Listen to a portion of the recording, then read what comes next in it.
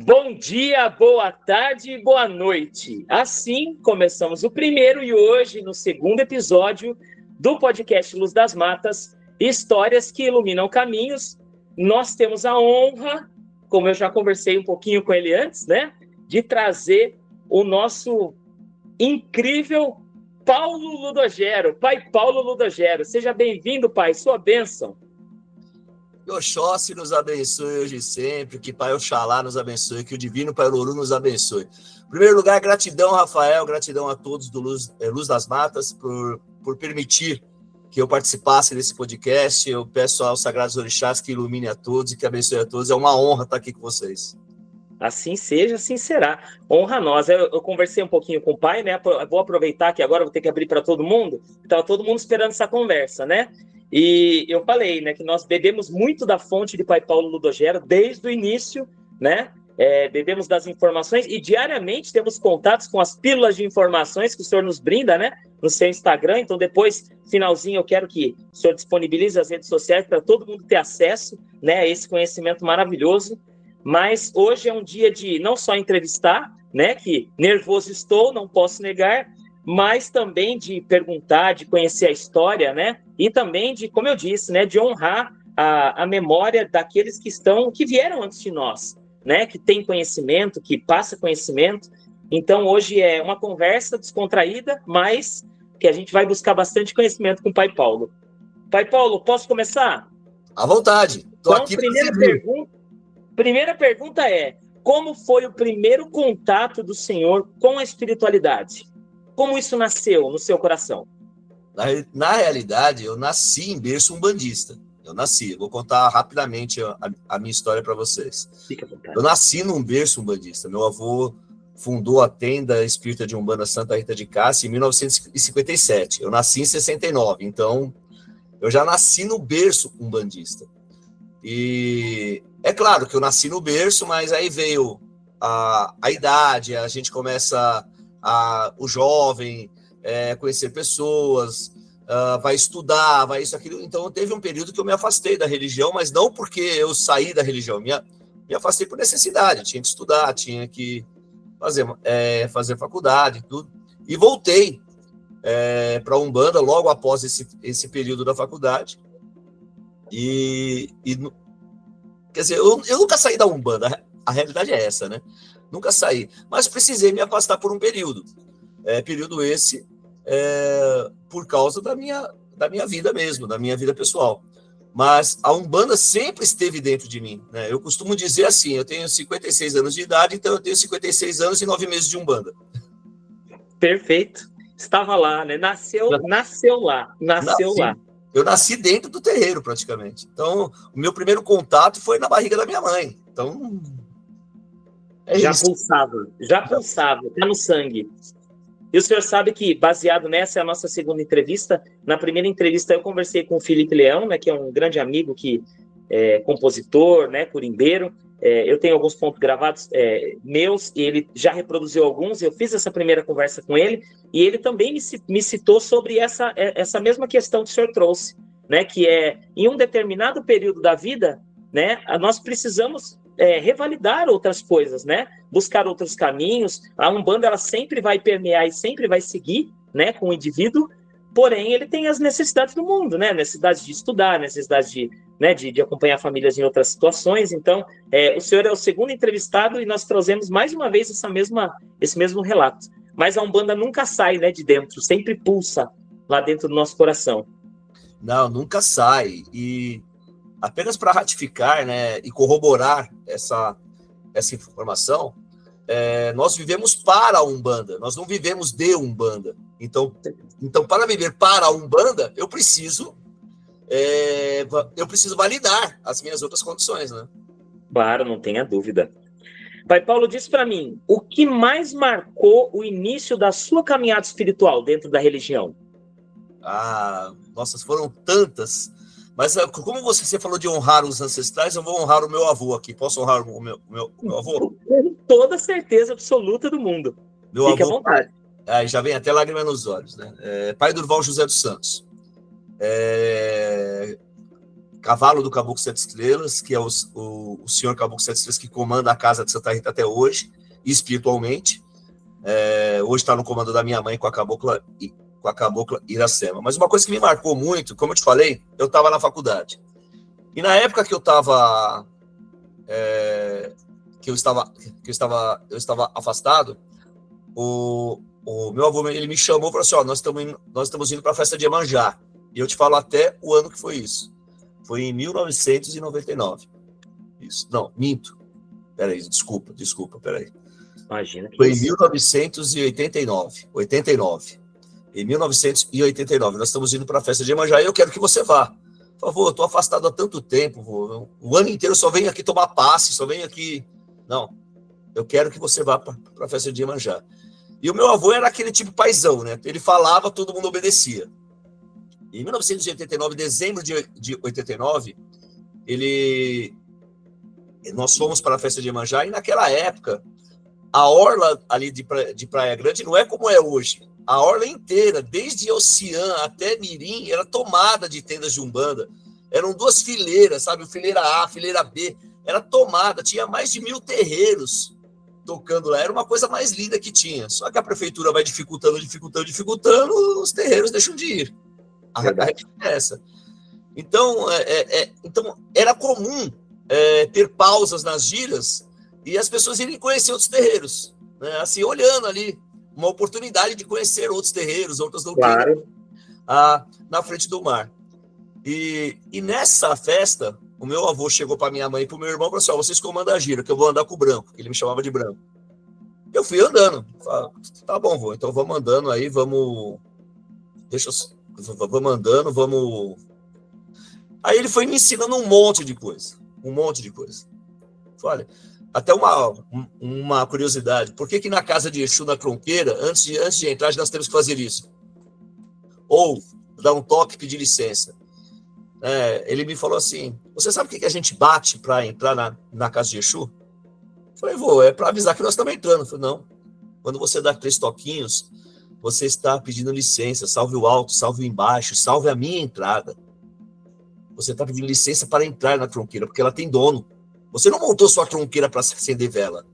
E se ela tem dono, você precisa pedir licença para entrar. É que nem na sua casa. O pessoal não bate palma? Não toca a campainha? Ou eles entram? Não, toca a campainha. Então, na casa de Exu, na tronqueira, você tem que sempre dar 3 toquinhos. Ou então, colocar a mão e pedir licença para entrar. Não é abrindo de uma vez, não. Tá, tudo bem. E ele foi me explicando muita coisa. Eu tive uma aula de Umbanda com ele naquela noite. Nós ficamos andando uma hora na orla, depois voltamos para o terreiro. E quando nós estávamos entrando na barraca, ele falou assim: Branco, sua mãe vai precisar muito de você. E eu quero que você ajude ela de branco. Eu não entendi nada, tá bom. Veio dezembro, veio tudo, janeiro, festa de Oxóssi. Aí ele falou: Branco, vai ter a festa de Oxóssi. Você vem de branco? Eu falei: vou. Eu ainda tenho aula. Não dá, né? E eu tinha realmente aula. Não dava. Tá. Aí terminou a festa de Oxóssi. Ele fez uma gira de Iemanjá no terreiro no dia 2 de fevereiro, que nós comemoramos dia 2 de fevereiro. Ele fez uma gira. Aí ele me chamou novamente e falou assim: lembra do que eu te ensinei? Lembro sim, vô, não esqueci de nada não. Sua mãe vai precisar de você. Dia 4 de fevereiro de 1990, meu avô fez a passagem, foi para o mundo espiritual. E ele fez a passagem, foi para o mundo espiritual. No dia que ele fez a passagem, ele começou a passar mal, foram chamar a minha mãe lá na nossa casa, eu era solteiro. Aí eu disse correndo, eu falei: ô, vô, o que foi? Não, eu preciso ir para o hospital. E tinha um senhor, um mendigo, na porta da casa do meu avô.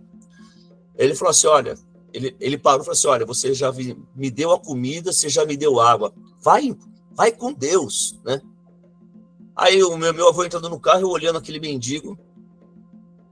Aí o mendigo saiu, ele parou. Ele não vai agora não, hein?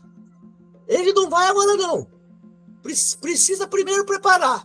Aí eu olhei para ele e falei: o que você tá falando, cara? Só que detalhe, ninguém viu esse mendigo, pensaram que eu tava falando sozinho. Ninguém. A família toda. Com quem que você tá falando? mendigo aqui, a hora que eu olhei, o mendigo tinha subido. Meu Deus. Né? E meu avô fez a passagem em 4 de fevereiro de 1990.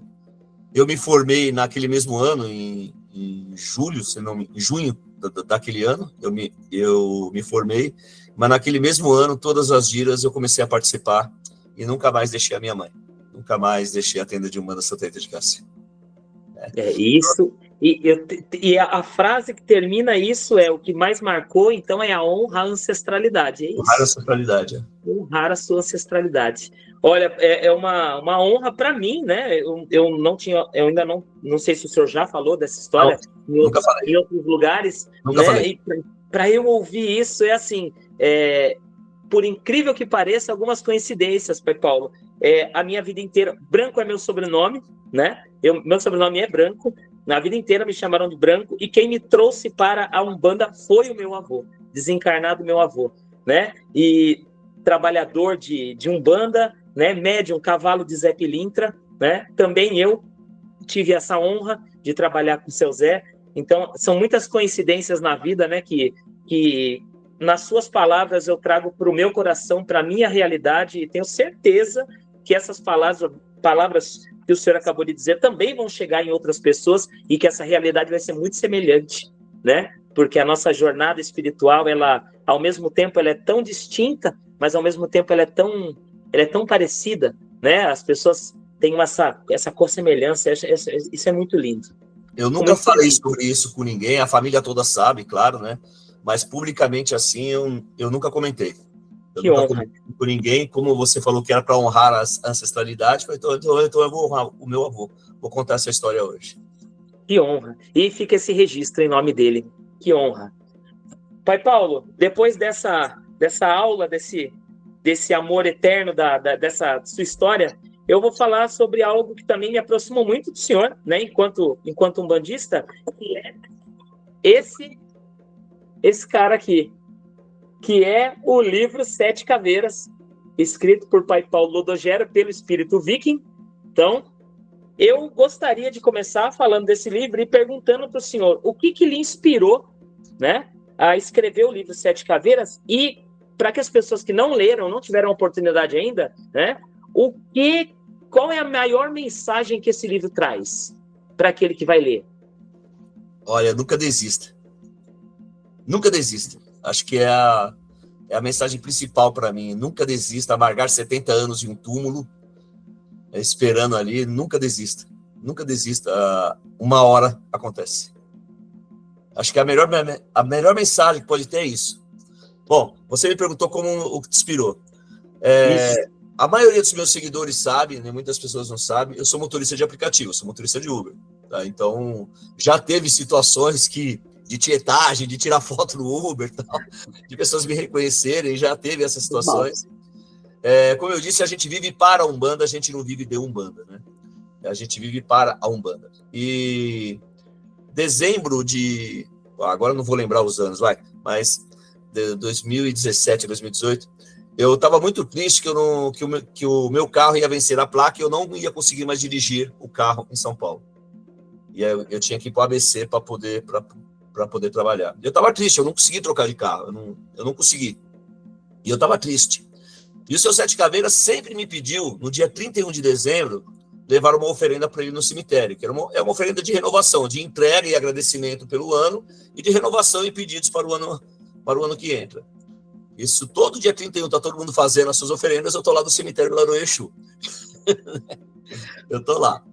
E eu cheguei em casa, cheguei triste, choroso, sabe? Falei, putz, meu mano, a partir de amanhã eu não consigo mais dirigir em São Paulo. Eu preocupado com isso. Eu sou um médium que ouve, né? E muitas pessoas me falam, eu queria tanto ouvir. Eu falo, não, você não quer ouvir, não. Porque a gente não ouve só coisa boa. A gente ouve também coisas ruins, né? E na maioria das vezes, é só coisa ruim que a gente ouve. Né? Tem que ter um filtro muito bom, tem que ter uma proteção muito boa. Porque não é assim, eu estou ouvindo. Não é. Eu cheguei em casa, estava choroso, e ele se aproximou e falou, ele, imponente, o que foi? Exu, estou aqui, né, eu não vou conseguir mais dirigir em São Paulo, estou preocupado com a minha receita, com a minha vida financeira. Chorei minhas mágoas para o Exu. Ele, Tá, tô te esperando lá no cemitério. Gente, eu vou ser sincero, eu fiquei irado, fiquei bravo. Eu falei, eu tô chorando as mágoas com o Exu, ele falava, vai lá pro cemitério. Nossa Senhora! Eu fiquei bravo. Eu falei, caramba, eu tô chorando minhas mágoas, ele fala, vai lá no cemitério. Mas com fé, com amor, arrumei as coisas, eu, minha esposa e meu filho, nós fomos para lá. Vamos lá, ri a oferenda dele, agradeci, fiz o pedido. Quando nós voltamos, entramos em casa, a situação mudou. Eu não entrei na minha casa, eu entrei num outro lugar. A realidade é essa. A minha esposa, ela enxerga às vezes, não é que ela é evidente, ela vê às vezes, ela ficou parada e falou assim, eu tenho uma luz muito grande aqui. Estão iluminando tudo, estão iluminando você, iluminando tudo. Eu falei, eu tô sentindo, tem um negócio diferente. Aí eu senti a presença dos seus 7 caveiras. Falei assim, olha, eu não posso te dar pataco, para quem não sabe é dinheiro, tá? Eu não posso te dar pataco para você trocar o seu carro, mas eu vou te ajudar. Eu pedi permissão com o meu velho, o velho que ele fala é o pai Manuel de Arruda, que é o preto velho que trabalha comigo, e pedi permissão ao homem da flecha, que é o seu Flecha Certeira. E eles me deram permissão e eu trouxe esse amigo aqui da espiritualidade. Ele não quer dar o nome dele, ele chama ele de Viking. Ele vai te ajudar a revelar toda a minha história. E a minha história, antes do meu dia, você vai estar divulgada. Antes do meu dia. E você vai vender. E você vai conseguir trocar o carro. Aí eu fiquei parado, escutei. É muita informação, né? Eu escutei ali, fiquei, nossa, que é isso, né? Aí eu comecei a escutar o Viking. Ele pega um papel e uma caneta. Pegue folhas, não é um papel, pegue folhas e se prepare para escrever. E aí comecei. Eu fiquei 1h30 escrevendo direto. Ele falando no meu mental, ouvindo e escrevendo. Eu fiquei com umas 15, 20 folhas de sulfite assim, solta, assim, depois eu tive que grampear para poder organizar. Eu falei, nossa. Aí parei, né? Aí nós fomos viver a vida, né? Viver a vida, fazer a ceia, tudo. E eu fiquei com aquilo na cabeça. A namorada do meu filho, a minha esposa, eles viam durante todo o mês de janeiro, eles iam dormir, né? Eles iam dormir e eu estava escrevendo de madrugada. Eles acordavam, às vezes eu estava escrevendo. Eu nem via eles acordar. Em 30 dias, o livro estava pronto. Em 30 dias. O livro estava pronto. Foram noites escrevendo, depois digitando para poder digitalizar. E aí foi a luta, apresentar para editoras. Porque eu não sou um escritor famoso, era o primeiro livro que eu estava lançando, o segundo livro que eu estava lançando. Mas era um romance, era um espiritual. Aí teve uma editora que abraçou a ideia. Foi muito legal. Eu vou citar o nome da editora, que é a editora Darda. Não foi a editora Aruanda de primeiro, foi a editora Darda. Ela abraçou a ideia. Ela falou assim, olha, eu estou sentindo uma força imensa do Exu aqui, eu quero lançar esse livro. Posteriormente, a editora Aruanda entrou em contato comigo, só que eu já tinha dado a minha palavra para a Darda. Eu falei, não, então a Darda vai lançar. Aí acabou o contrato com a Darda, e como eu tinha contrato com a editora Aruanda por causa de outros livros, a editora Aruanda relançou o livro. Relançou o livro aqui. Vou aproveitar e vou deixar aqui enquanto o senhor fala também, para as pessoas terem acesso depois, para ficar sabendo do que se trata. Exato. E aí, em 30 dias, aí foi a luta, né, para poder editar, corrigir palavras, concordância, e etc. Ele falou que antes do dia dele, eu estaria com o livro pronto e vendido. O dia dele é 19 de setembro, tá? Nós estamos a 10 dias do dia dele. O dia dele é 19 de setembro. Quando eu falo o dia dele, gente, é o dia que ele desencarnou. Ele desencarnou no dia dele, no dia 19 de setembro. E ele fala que nasceu para a espiritualidade, né? Ele nasceu nesse dia, por isso que ele fala que é o dia dele. Ele nasceu no dia 19 de setembro, o ano, no livro vocês vão ver aí, não vou falar também, não vou dar spoiler, né? Sim. Vocês vão ver aí no livro. E lançou o livro, as vendas foram top 1 ali. Com o dinheiro das vendas eu consegui juntar dinheiro com o que eu tinha, dei entrada no novo carro e troquei de carro. No dia dele ele falou, eu te falei, eu te avisei. E o senhor ficou bravo com ele, que a única coisa que ele mandou foi ir para o cemitério. E aí a gente volta naquela primeira frase que o senhor disse: aguarde e confie, né? Aguarde e confie. Tem um tempo certo para todas as coisas. Existem pessoas que querem atravessar etapas, né? Muitas pessoas chegam em mim e falam assim: eu queria ser sacerdote de Umbanda, né? O senhor dá curso de sacerdócio? Eu dou curso de sacerdócio, mas você já é médium de alguma casa? Não. Vejo isso muito nas suas caixinhas. Inclusive, essas semanas passadas, o senhor mostrou algo a respeito disso, né? As pessoas, elas querem... E isso acontece muito, Pai Paulo. Inclusive, ontem nós estávamos no desenvolvimento mediúnico, né, na nossa casa, e nós estávamos conversando sobre a crescente, a quantidade gigantesca de pessoas, baseado e corroborando isso que o senhor falou, que eles entram no terreiro pela primeira, segunda ou terceira vez, eles querem saber qual orixá rege a coroa deles, quem é o guia de frente, o nome do Herê, o nome do Preto Velho, o nome do Exu, né? Qual é a ferramenta? Isso para nós, se o senhor pode até me corrigir se estiver errado, mas para mim isso é uma ferramenta, né? Se você não tem algo a consertar, por que você precisa dessa ferramenta? Né? Eu acho que você estar ali assistindo o trabalho é você aproveitar de todas as luzes divinas, né? Do orixá, dos guias. Então, tem por que saber o nome do Exu que você vai trabalhar se você não tem a tendência de desenvolver, né? Então... Exato, é isso mesmo.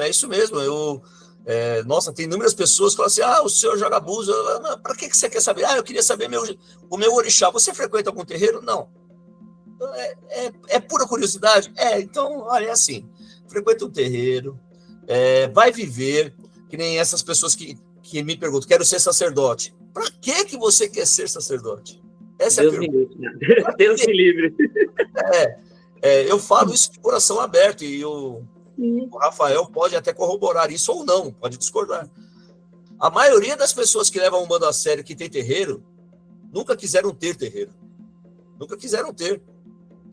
Queria sim ser médio, tá bom ser médio aqui, deixa eu ficar aqui no meu cantinho. Não, vem a situação, sou médio da casa da minha mãe até hoje.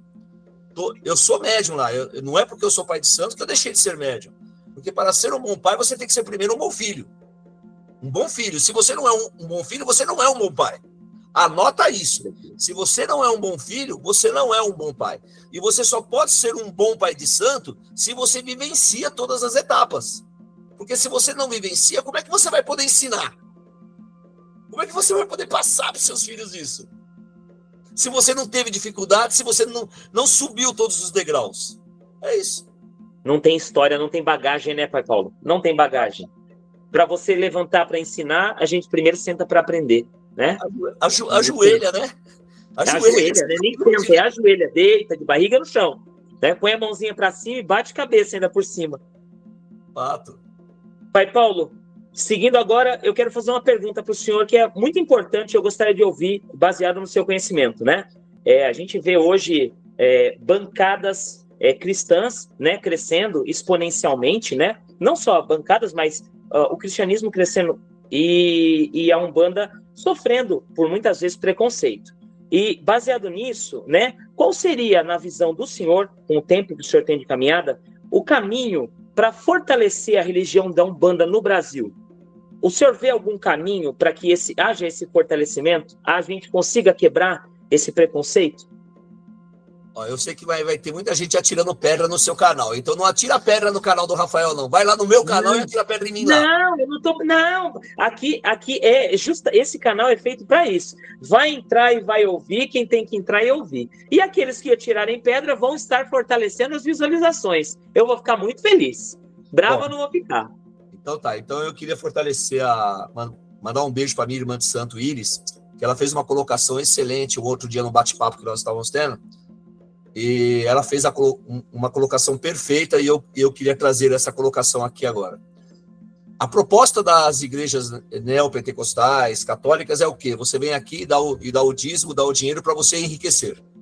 Para você enriquecer. A proposta é essa. A proposta da Umbanda é diferente. A proposta é, aqui é caridade, eu sou o seu hospital, vem se curar. A proposta é essa. Então, a diferença entre um e outro é essa.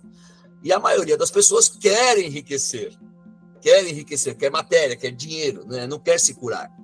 Então, existe uma proposta diferente, onde a visão acaba sendo distorcida. Agora, o que fazer para a Umbanda melhorar? Bom, primeiro, vamos atirar pedra em mim aqui agora. Para mim, seria necessário normatizar, não é codificar, normatizar os sacramentos da Umbanda.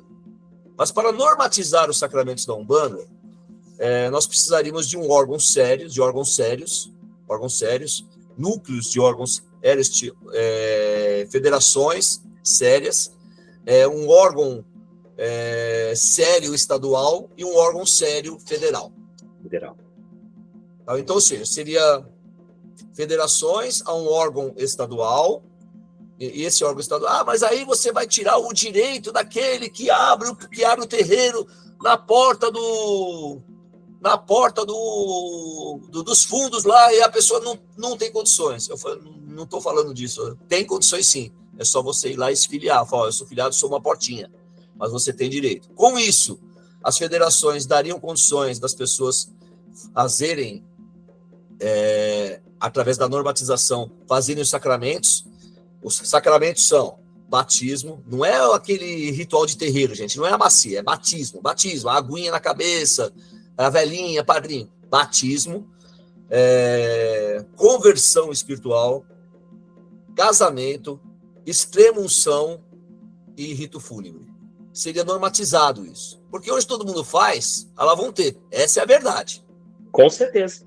Perfeito. Tem uma pessoa aqui no meu terreiro hoje e se casa. Aí ela sai do meu terreiro, vai lá pro terreiro do Rafael, conhece uma outra pessoa e se casa. É que eu tenho o devido cuidado de falar assim, você já casou, filha? Você tem a certidão de nascimento? Me traz a certidão de nascimento, me traz a certidão de casamento, que eu preciso preparar a certidão de casamento sua, que é registrado no cartório. Eu não caso assim a reveria. Eu faço certidões e registro no cartório, para justamente evitar essas condições, evitar essas situações de constrangimento de pessoas que eu conheci uma pessoa que tinha se casado no terreiro ABCD. Nossa. Mas é um casamento umbandista. Não, por ser umbandista, nós temos que ser sérios. Exato. Não tem diferença nenhuma. A diferença está só na sua opinião, né? É sérios, nós temos que ser sérios. É isso. Normatizando os sacramentos, e nós temos essa base de organização a nível municipal, estadual e federal, nós teríamos um reconhecimento federativo, porque nós estamos organizados. Mas já existe hoje, gente, já existe sim. O Superior Órgão de Umbanda do Brasil, o Superior Órgão de Umbanda de São Paulo. Mas verdade seja dita, que taquem pedra em mim, eu não vejo ação. Não funciona, né? Não funciona. Eu não vejo ação, eu não vejo que funciona. Então tinha que funcionar. É isso. Tá figurativo, né? Não existem leis que nos ajudem a fazer isso com os terreiros. Aí é onde entra um umbandista agora. Se as federações fossem unidas, elas se uniriam e colocariam apenas um candidato umbandista. Representando em nome de todos. Em nome de todos. Se as federações fossem unidas, elas não são. Cada uma quer colocar o seu. E aí divide o nosso povo. É isso. Então, ou seja, se unam, federações, se unam, porque eu estou aqui de peito aberto para ajudar vocês. Eu quero ajudar.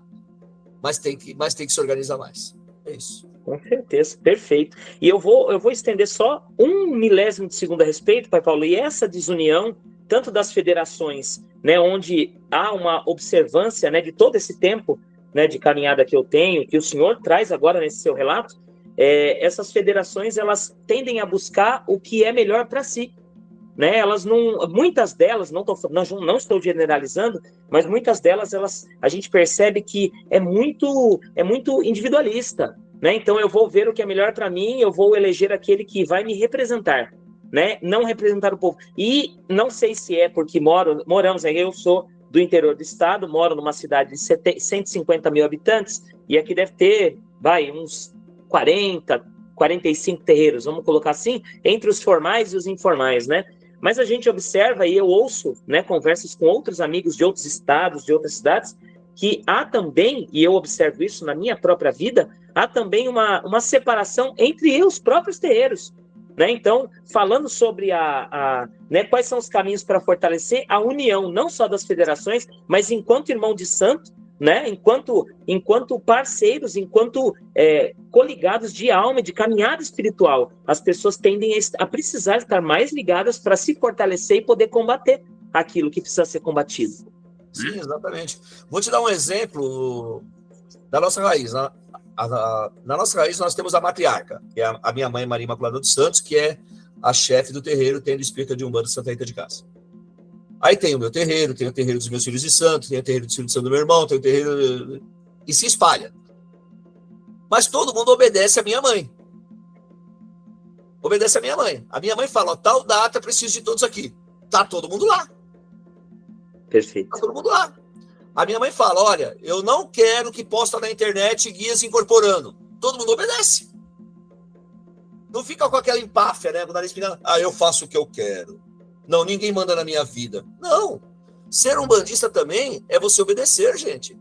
E não você fazer o que quer. Fica aqui uma mensagem. Você não é umbandista para fazer o que os outros querem. Você é umbandista para fazer o que os outros precisam. Mesmo que o que eles querem vai te viralizar. Você não está aqui para viralizar, você está aqui para ensinar. É isso. Perfeito. A conversa é muito superior ao que eu esperava. Na verdade, o princípio, assim, eu peço sempre, não gravem, é mais um contexto, né, que eu já sou mais fã ainda, né, não gravem as giras, e hoje em dia muita gente me pergunta, pai, por que não postar foto e vídeo incorporado? Eu também não gosto e não permito. Não gravo, não condeno, por favor. A pergunta é, por que não postar vídeos de pessoas incorporadas ou as pessoas incorporando? Gente, olha, salvo exceção, festas públicas. Festa pública, o pessoal já está filmando, não tem jeito. Então, nós fazemos a nossa filmagem para colocar o que é certo, o que não é só aquela pegadinha ali, não é só aquele close, não. Festas públicas a gente posta. Isso aí é normal. Agora, dentro do terreiro, por que não? Aí eu falei dos sacramentos da Umbanda. Eu falei de todos, e não falei um, porque esse um é o principal, é a confissão. A incorporação é o ato confessional do médium e do consulente. Quando você está incorporado, o seu guia também ele te trata e te cura, é o ato confessional. E o ato confessional, ninguém escuta, ninguém vê. E para o consulente também é a mesma coisa. É o ato confessional. É um ato confessional íntimo, né? É íntimo. Íntimo. Perfeito. Maravilhoso. Ó, se há de tacar pedras, hoje é um dia maravilhoso para isso. Oi? O senhor falou, não taquem pedras. Se tiver que tacar pedra, hoje é um dia maravilhoso para isso. Vai respingar para todo mundo. Não, pode tacar em mim, eu já estou acostumado. Não é? Não, também imagine, fique tranquilo. Aqui é canal, é para isso mesmo. Eu fico muito feliz com isso. Eu queria perguntar para o senhor, qual foi o maior aprendizado, se o senhor puder olhar toda a sua história, qual foi o maior aprendizado que a Umbanda trouxe na sua vida? Olha, foram muitos, né? Eu vou falar da minha época de jovem, quando eu era muito rebelde, eu era muito vingativo, nervoso. A Umbanda me ensinou a ser mais tolerante, a ser mais calmo, mais compreensivo, mais passivo. Mas o maior ensinamento que a Umbanda me deu é que existe tempo para tudo. Em 1999, meu filho tinha 2 anos e meio de idade, eu sou formado em exatas. Exatas 2 mais 2 é igual a 4, gente. Não é 3,5, não é 4,5. 2 mais 2 é igual a 4, tá? Não existe meio termo, é 4. Exato. E a minha vida toda foi assim, coisas exatas. Eu preciso pensar. Não tem que pensar. Eu já estou te falando, responde agora. Minha vida toda foi essa. Em 1999, meu filho sofreu de uma doença. Ele pegou uma SARA, síndrome da angústia respiratória aguda. Foi entubado, ficou mais de 30 dias entubado. Eu não vou me prolongar na história, porque a história é longa, porque tem Exu, tem um monte de histórias aí de visitas à noite, de anjos. Nossa, é grande. Mas assim, os médicos, eles me falavam, mudamos o antibiótico, tem que esperar 72 horas. E aquilo me corroía por dentro. Como esperar 72 horas? Se você sabe qual que é o bicho, tá dando antibiótico, tem que acertar. Na minha mente, eu falava isso, não, tem que esperar. Lógico. Então, o maior ensinamento da Umbanda foi, seja paciente. Ali mudou a minha vida, essa fase com meu filho realmente mudou a minha vida, e hoje eu sou mais tolerante, sou mais compreensivo, sou mais paciente hoje. Perfeito. Pai, agora chegando na reta final, algumas últimas perguntas e considerações, eu queria saber... Fica à vontade, se passar um pouquinho não tem problema. Não, eu queria só saber sobre ensinamentos e práticas, né, que o senhor pode trazer, que são essenciais, ou dicas para aqueles que estão começando na caminhada espiritual. Tive o despertar, estou indo num terreiro, estou frequentando. Qual é um conselho que o pai Paulo Ludogero daria para aquele filho, para que ele possa ter uma retidão de caminho, entre ensinamentos e práticas? O que o senhor acha que seria mais proveniente dele fazer para isso acontecer? Eu vou separar em alguns blocos, tá? Vão tacar a pedra de novo, taca a pedra em mim. Você teve o despertar, você quer conhecer o terreiro de Umbanda? Tome os devidos cuidados. O primeiro cuidado que eu te falo é assim, não acredite se a pessoa, o guia, ou o pai de santo, a mãe de santo, o guia, qualquer um que falar assim, você é o médium que a casa estava esperando, na semana que vem já visto branco. Não faça isso. Conheça a casa. Não aceite o convite, fala, eu sou grato pelo convite, mas eu quero conhecer a casa primeiro. Você não é a última bolacha do pacote. Você não é o supermédio, não é. Acredita nisso. Então, conheça a casa, conheça a energia da casa, frequente a assistência por pelo menos um mês, para você conhecer toda a energia da casa. Porque você vai num dia, pode ser que a energia esteja maravilhosa, porque não tinha problemas ali espirituais, não tinha ataques. Você vai num outro dia, existem pessoas que estavam precisando de ajuda, e ali a gira vai ser um pouco mais conturbada. Então você tem que conhecer a casa no todo. No segundo bloco, tome cuidado com a cobrança. Umbanda é caridade. A proposta da Umbanda é ser um hospital. É o hospital do pobre, é a caridade. Nós somos o hospital do pobre. Tá? É isso. Do pobre, de todo mundo. Nós somos o hospital.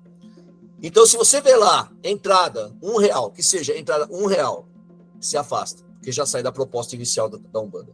Não confunda com oferta. Não confunda com oferta. Oferta é o quê? Gente, nós temos despesas, está ali a caixinha, está aqui a toalha, um envelope, alguma coisa. Contamos com a sua oferta, desde que seja espontânea e não seja tabelada. Não seja tabelada. Não seja tabelada. Perfeito. Tá? E no terceiro bloco, veja se o pai de santo e a mãe de santo são acessíveis.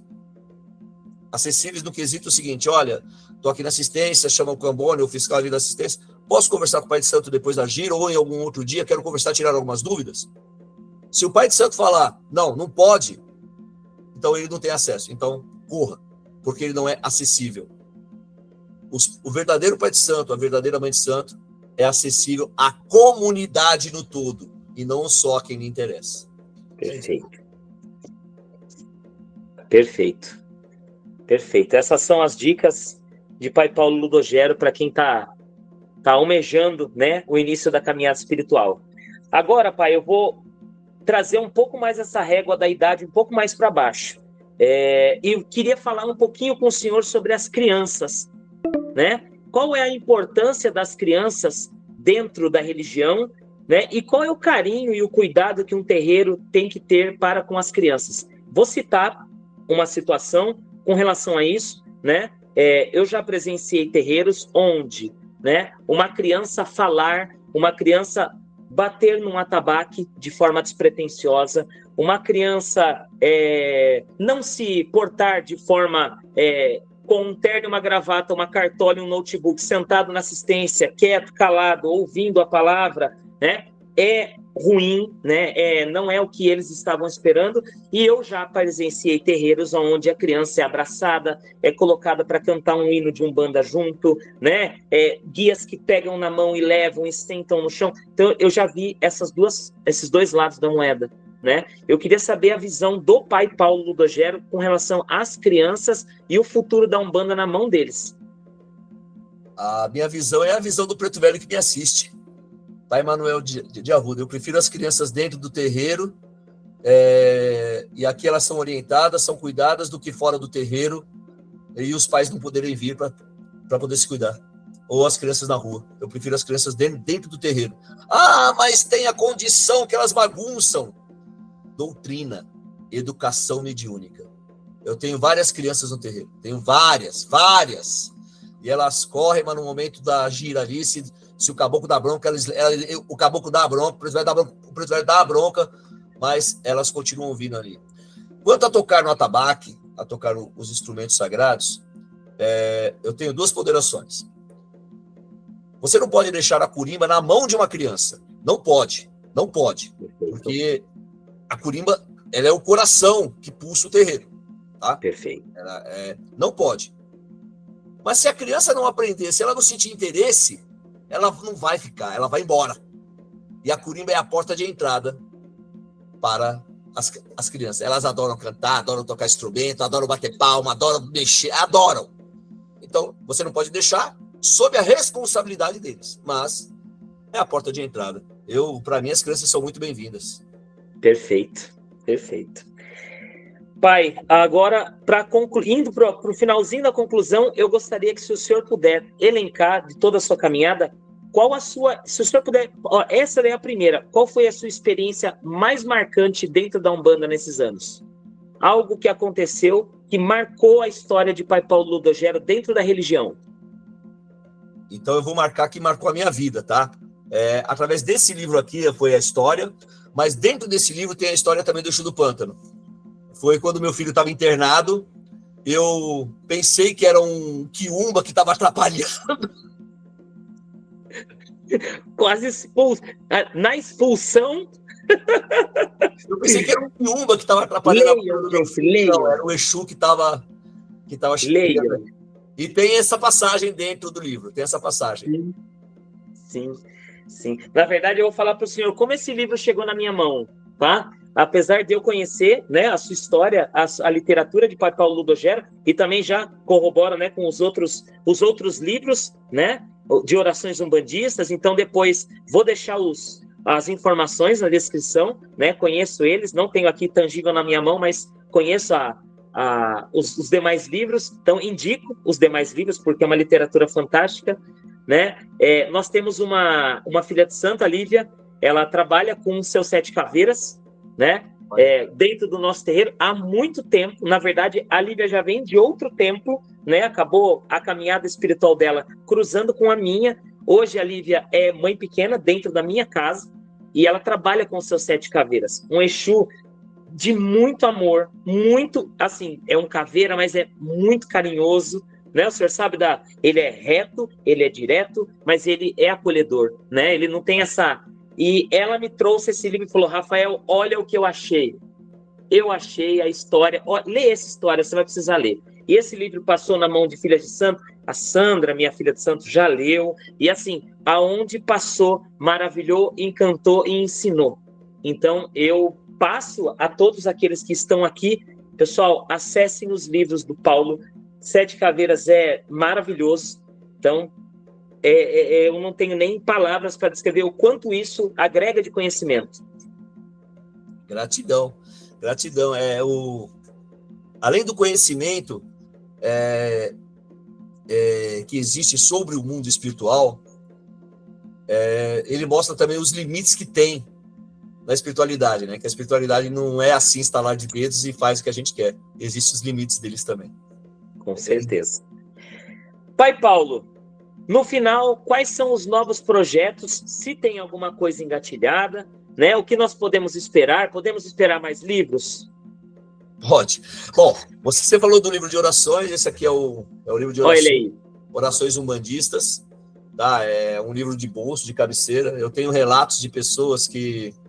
Eu uso esse livro assim, quem me ensinou a usar ele assim foi minha mãe. Que a minha mãe, quando eu entreguei o primeiro livro para ela, mãe, tá aqui o livro para a senhora e tal, ela pegou ele assim, e quem prefaciou o livro foi minha mãe de santo. Ela pegou o livro e falou assim, filho, esse livro aqui ele é vivo. Esse livro aqui não é para ser lido. Eu falei, não, mãe, não é para escolher a oração. Não. É para você fazer assim. Abre e faz a oração que sair. Ela vai te ajudar. E eu ensinei muitas pessoas a fazer isso.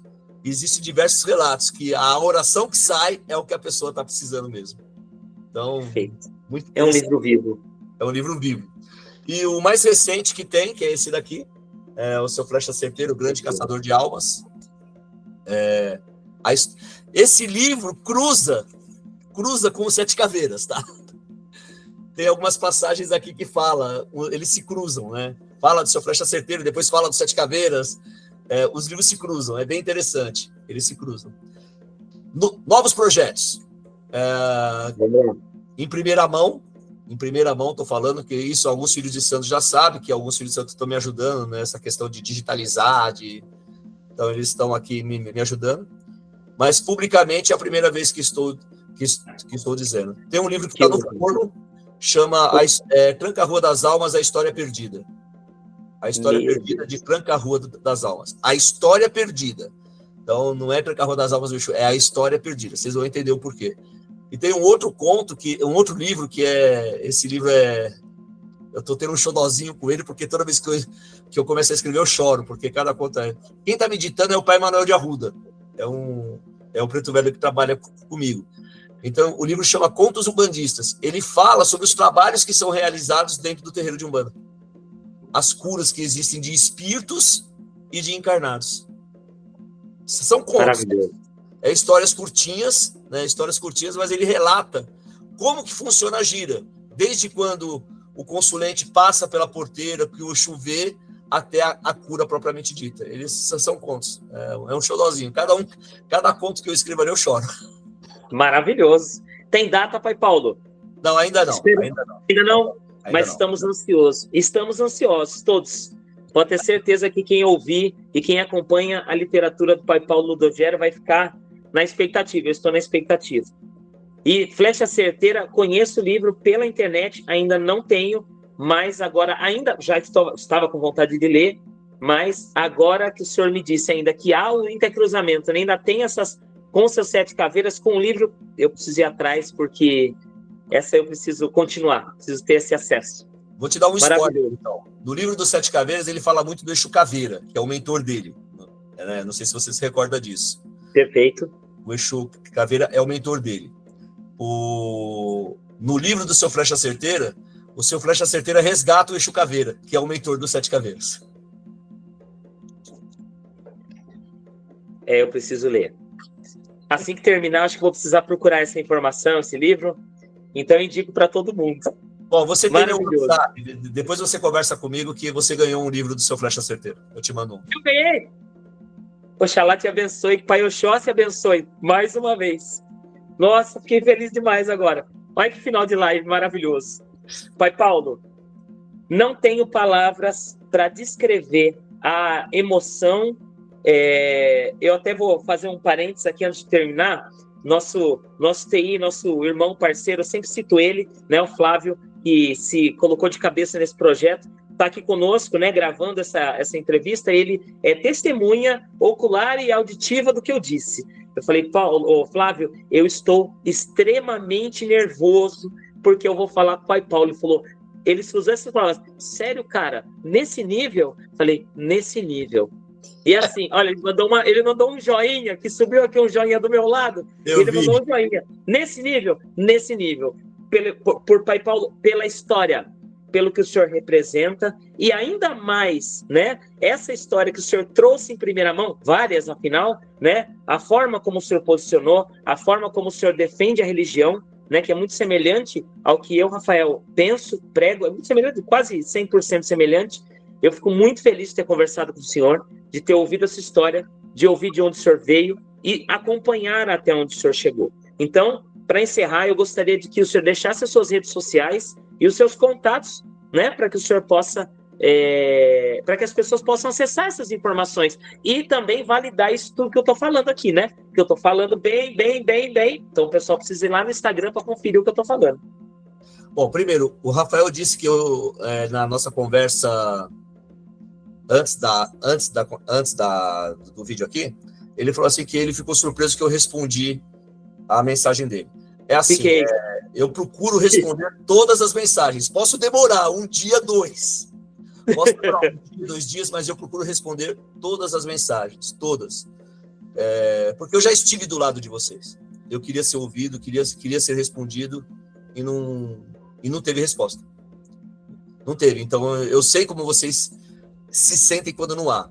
Você quer conversar comigo? O melhor lugar para que eu possa conversar com você, entrar em contato realmente é o Instagram, através do direct, @PauloLudogero. As minhas redes sociais, Paulo Ludogero. Procura Paulo Ludogero, que eu estou no Facebook, estou no TikTok, estou no YouTube, estou no Instagram, estou em tudo quanto é lugar. O meu terreiro é Casa de Pai Flecha Certeira, ou então Núcleo Umbandista de Magia, N-U-M, Pai Flecha Certeira. Você vai me achar em tudo quanto é lugar, eu sempre estou lá. É incrível quando a espiritualidade promove encontros. Com certeza. E eu tenho certeza que a espiritualidade promoveu esse encontro hoje. Com certeza. Porque eu estou sentindo as energias dos guias, os guias estão aqui, eu peço a bênção aos guias, e peço a bênção aos seus orixás, aos seus guias também, do Flávio, do Rafael, e de toda a casa Céu, esqueci o nome. Céu Luz das Matas. Céu Luz das Matas. Céu Luz das Matas, eu ia falar Céu das Matas. Céu Luz das Matas, eu peço a bênção a todos os guias e que os guias possam nos abençoar. É isso. E só gratidão e honra por estar aqui com vocês. A honra é nossa, Pai Paulo. A honra é nossa. Então, pessoal, agradeço a todos vocês. Pai Paulo, mais uma vez, muito obrigado. Tem nada que agradecer. E, gente, espero vocês no 3º episódio.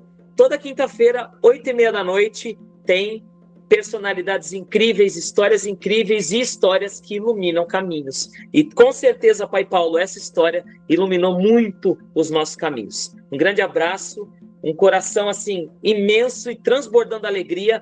Um abraço meu, de Rafael Branco, um abraço do Céu Luz das Matas e de todos aqueles que somos aqui seus fãs, seus seguidores. Muito obrigado. Até a próxima.